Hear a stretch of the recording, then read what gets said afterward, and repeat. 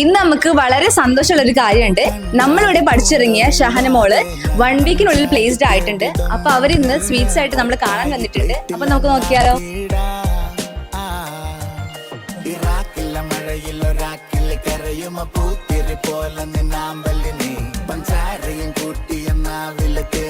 ചൂടുള്ള നേരത്ത് പാലുമതി ഇറാക്കില്ല മഴയിലൊരാക്കില്ല കരയുമ പൂത്തിരി പോലെ നിന്നാമ്പലിനെ പഞ്ചാരയും കൂട്ടിയ നാവിലെ തേനിന് ചൂടുള്ള നേരത്ത് പാലുമതി.